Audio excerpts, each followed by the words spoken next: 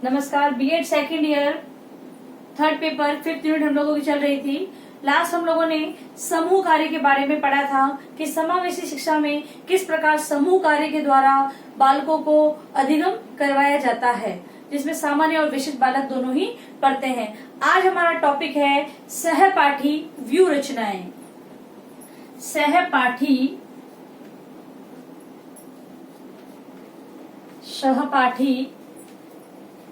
View रचनाएं। अब ये सहपाठी व्यू रचनाएं हैं, इनसे क्या तात्पर्य है, ये क्या चीज है?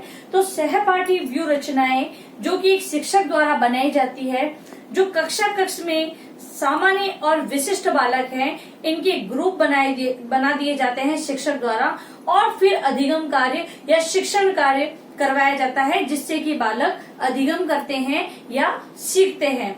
और इन ग्रुप के अंतर्गत शिक्षकों द्वारा ही बनाए जाते हैं, और इसके अंतर्गत जो सामान्य बालक है उनके साथ जो विशिष्ट बालक है उनको ऐड कर दिया जाता है। पहले सामान्य बालकों को लेकर और फिर इनमें विशिष्ट बालकों को ऐड कर दिया जाता है, जिससे कि इन्हें अधिगम कार्य में कहीं बाधा उत्पन्न नहीं होती है, क्योंकि जो सामान्य बालक हैं वो विशिष्ट बालकों को सहयोग प्रदान करते हैं, और एक शिक्षक है वो भी समय समय पे अपने निर्देशन इनको प्रदान करता रहता है, इनको परामर्श देता रहता है। अब बात आती है सहपाठी व्यू रचनाओं के सिद्धांत। सहपाठी व्यू रचना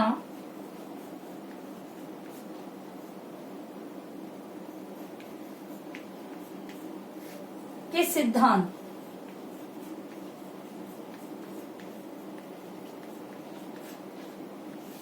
अब जब एक शिक्षक ये व्यू रचना बना रहा है, इन बालकों को अलग अलग करके ग्रुपों में बांटकर ये व्यू रचनाएं बना रहा है, तो अब किन किन सिद्धांतों को फॉलो करना होगा, जो एक बच्चे से भी जुड़े हैं, मतलब एक विद्यार्थी से भी जुड़े हैं और एक शिक्षक से भी जुड़े हैं। तो शिक्षक किन सिद्धांतों को ध्यान में रखते, किन प्रिंसिपल्स को ध्यान में रखते हुए जो ये व्यू रचना करेगा? तो पहला हमारा सिद्धांत है प्रजातांत्रिक मूल्यों का सिद्धांत। प्रजातांत्रिक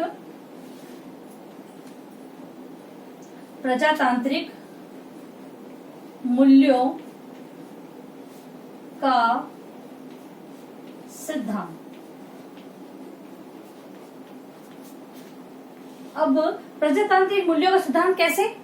तो ये बात का ध्यान रखना होगा एक शिक्षक को, जब ये ग्रुपिंग करेगा, ये व्यू रचनाएं बनाएगा, तो एक शिक्षक को ध्यान रखना पड़ेगा कि जो प्रजातांत्रिक मूल्य होते हैं, मतलब कि प्रजा के अनुसार किसी भी कार्य को करना, या प्रजा के हित को ध्यान में रख के किसी भी कार्य को करना। तो यहाँ पर भी एक शिक्षक को ये ध्यान रखना होगा कि सभी बच्चों को समान अधिकार प्राप्त हो और समान अवसर प्रदान किए जाएं। तो इस प्रकार ये व्यू रचना बनाई जाएगी इस सिद्धांत को आधार मानकर।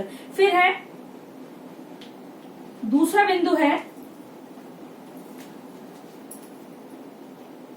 आवश्यकता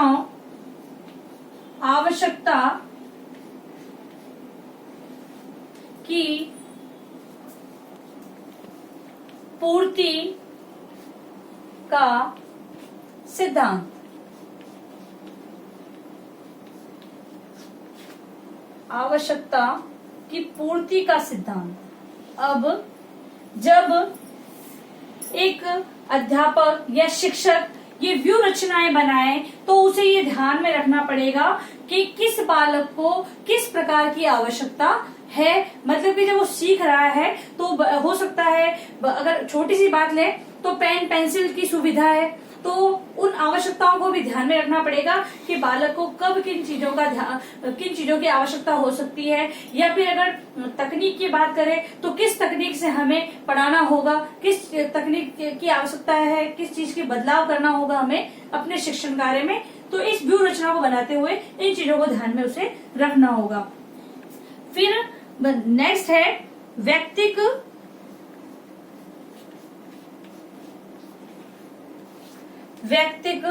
भिन्नता का सिद्धांत। व्यक्तिक भिन्नता का सिद्धांत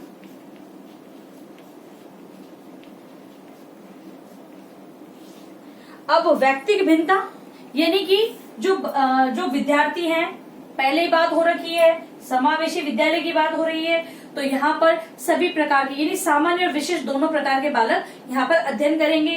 तो हमें ये ध्यान रखना है कि किस बालक को किस प्रकार की भिन्नता है, यानी कि वो सामान्य बालकों से किस प्रकार भिन्न है, तो उस चीजों को ध्यान में रखकर ही अधिगम कार्य करवाया जाए। आपने जो वर्ग तो बांट दिए हैं, मतलब कि जो व्यू रचनाएं तो कर दी है, लेकिन आपको ये सिद्धांत को अपनाना होगा, उनकी व्यक्तिगत भिन्नता को ध्यान में रखना होगा। फिर बात आती है शैक्षिक निर्देशन का सिद्धांत। शैक्षिक निर्देशन का सिद्धांत।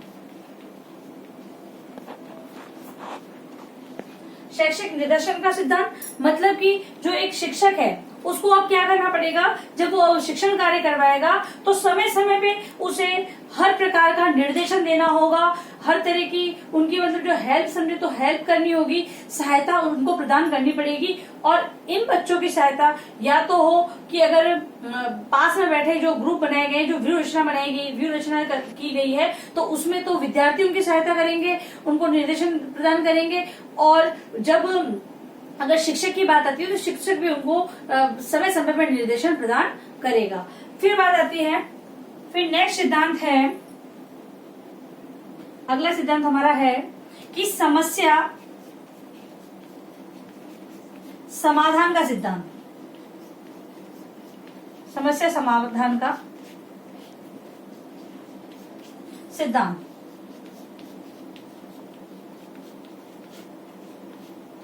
अब समस्या समाधान का सिद्धांत, अब हो सकता है बच्चों को किसी भी प्रकार की मतलब कि जो विशिष्ट बालक है उन्हें किसी भी प्रकार की समस्या हो, तो एक अध्यापक को जब शिक्षक ने व्यू रचना करी तब इसमें जो प्रतिभाशाली बालक है, सामान्य बालक है और फिर विशिष्ट बालक है, इन सभी को इंक्लूड किया है उन्होंने। तो ये ध्यान रखना पड़ेगा कि इन्हें क्या समस्या है। तो पहले विद्यार्थी स्तर पर वो समझेंगे उस समस्या को, और फिर एक शिक्षक है उस समस्या को समझेगा, तो उस समस्या को समझकर उसका समाधान करने की आवश्यकता होगी। तो अगर आप ये व्यू रचना कर रहे हैं, फिर अधिगम शिक्षण कार्य करवा रहे हैं, बच्चे अधिगम कर रहे हैं, तो आपको उनकी समस्याओं का समाधान भी करना होगा।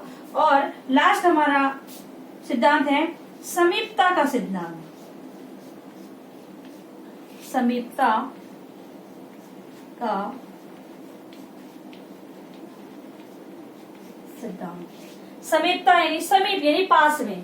अब पास में यानी कि एक अब ग्रुप जब व्यू रचना बनाई गई है तो जो बच्चों को भागों में बांट दिया गया है, इनकी अलग अलग व्यू रचनाएं बनाई गई है, तो इसमें ये ध्यान रखना होगा कि जो एक बालक है वो उस बालक के समीप है, तो उन चीजों को उसके समीप ही रहना, मतलब कि पास में रखेंगे तो उससे उसकी जो कोई भी प्रॉब्लम हो या फिर वो कितना अधिगम कर रहा है या फिर उसे कुछ कठिनाई आ रही है तो उसका पता चलेगा। तो एक विद्यार्थी को समीप रखने की बात होती है। और फिर आती है बात शिक्षक की, तो एक शिक्षक को एक मान लो एक सहयोगी की भांति वहां पर कार्य करना होगा और उसको समय समय पर जो भी है जो सहायता देनी है वो सहायता प्रदान करनी होगी। तो एक अगर टीचर में अगर एक सहयोग की भावना होगी तो मतलब कि वो अगर वो उसके समीप नहीं रहेगा, पास में मतलब कि कक्षा में भी बात ये हो रही है कि उनसे मतलब कि वैसे नहीं पास में बैठने की बात नहीं है कि मतलब उनसे बार बार उनसे पूछने की बात है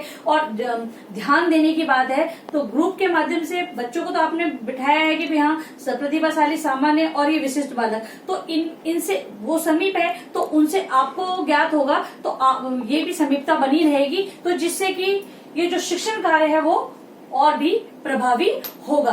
तो ये ध्यान रखना होगा एक शिक्षक को कि समीपता का ध्यान रखना है। बालक तो उनके पास है ही, लेकिन आप ऐसे नहीं कि उनके हवाले इन बच्चों को छोड़ जाएं, तो आपको भी समीप रहकर इनसे कार्य करवाना होगा। तो ये थे हमारी शिक्षण व्यू रचनाएं और शिक्षण व्यू रचनाओं से संबंधित सिद्धांत। अब आता है अपना गृह कार्य प्रश्न।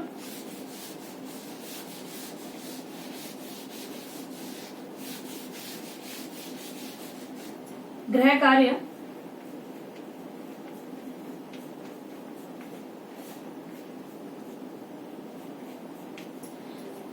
लिखेंगे सभी। शिक्षण व्यू रचनाओं से क्या तात्पर्य है, सहपाठी सहपाठी व्यूह रचना, सहपाठी व्यूह रचना से क्या तात्पर्य है?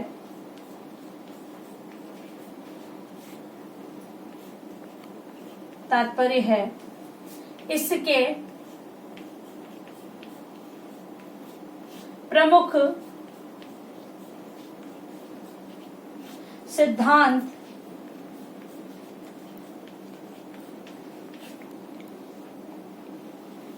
बताइए।